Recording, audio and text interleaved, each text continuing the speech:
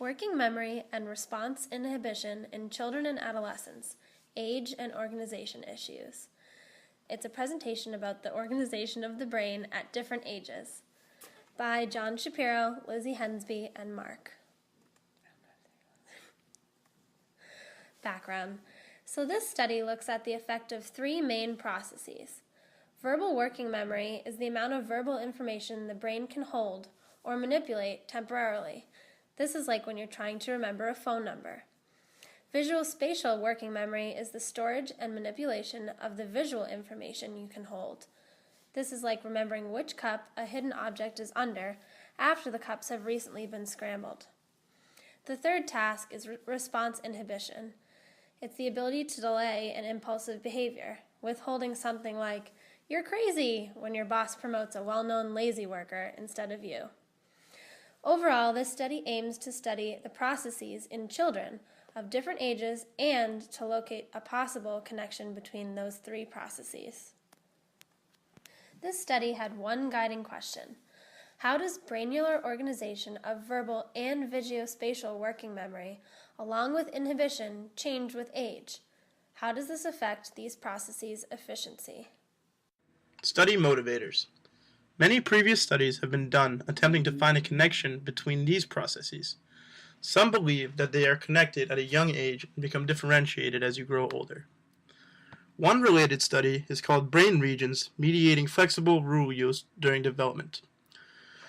The study describes an experiment that was designed to show the difference between three age groups, 8 to 12, 13 to 17, and 18 to 25 of developing brains. The task that was being tested was how the different groups acted in response to rules associated with sequences of presented pictures. The findings from this study suggest that two components of task switching, rule retrieval and task set suppression, follow distinct neurodevelopmental trajectories. This means that as humans develop, different brain regions, the pre-supplementary motor area and the ventrolateral prefrontal cortex, mature in their ability to differentiate between rule following and rule differentiation and their application in response to presented cues. Another related study, Age-Related Change in Executive Function, Developmental Trends, and a Latent Variable Analysis, examined the progression of how executive function develops as humans mature. Additionally, this study examined how changes in the prefrontal cortex affect the development and functions of executive functions. The results suggest that development of executive functions is not unitary. Rather, it has a multifaceted nature, which in turn explains how different regions within the prefrontal cortex subserve different components of goal-directed behavior. Another study, a meta-analysis of working memory impairments in children with attention deficit/hyperactivity disorder, studied how ADHD affects working memory. Working memory processes are impaired in children with ADHD. Specifically, marked reductions in performance relative to normal controls were found for both the spatial storage and spatial working memory components. This study has great relevance to the class topics we've been discussing. In class, Professor Cohen talked about how visuospatial and verbal memory interact but are found in different parts of the brain originally. This directly relates to verbal and visuospatial working memory, as the same is true. We also discussed inhibition in class in relation to the go, no-go task with adults. Versions of these tasks were used with children in this study. Methods. What was it like to partake in the study? Participants were between the ages of 7 and 16 and were taken from different schools. They were divided into children, 7 to 12, and adolescents, 13 to 16. Children then partook in 3 different types of activities geared towards verbal, visuospatial, and inhibition procedures within the brain. Study tasks included a verbal working memory task where participants repeated digits and letters said by the examiner in reverse order, and they also included a visuospatial working memory task where they had to tap blocks in reverse order done by the examiner. They also had inhibition task where they had to respond by hitting a button unless a tone was sounded, or write a walk line on a paper unless a stop tone was sounded. Due to the age of children, writing a walk line on paper meant that they were asked to draw a line and pretend they were walking until the tone is sounded.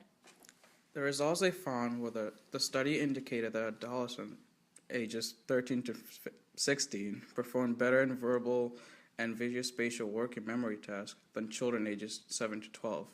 Additionally, they also scored lower in the inhibition task. Having a high score in verbal and visuospatial working memory tasks and a lower score in inhibition demonstrate better functioning ability, indicating that as children grow into adolescence, they develop better functioning skills. Okay, was the question of interest answered? I would say so. They found out that as children age, they develop the ability to perform better in verbal and visuospatial working memory tasks, as well as in inhibition tasks. However, the organization of these processes was the same in both children and adolescents, therefore it didn't change with age. How do these results relate to class? As stated earlier, we learned that even though visuospatial and verbal memory interact, their functions originate from different parts of the brain. The results from this study supported this. It showed that verbal and visuospatial working memory and inhibition created separable but associated concepts in children and adolescents. Discussion. The authors did a great job explaining how different components of working memory develop, as well as inhibition. Their experiment design was thorough and proved their hypothesis that as children grow into adolescence, they develop better functioning skills. The authors could have created a more elaborate experiment design that tested more specific groups in order to narrow down and track the development of working memory. A possible follow-up would be continuing to study working memory using other imaging techniques and other tasks in order to provide a broader range of information to analyze.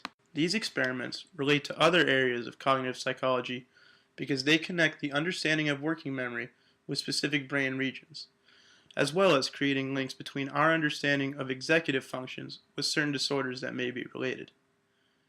These experiments are applicable to everyday life because working memory is a major part of how we live. Understanding how we perceive the world and the methods by which our consciousness and our minds manipulate experience is important in order to understand human behavior overall. Eventually, human experience will be something that is understood well enough to make life better overall, and working memory is only one piece of that puzzle. Thank you.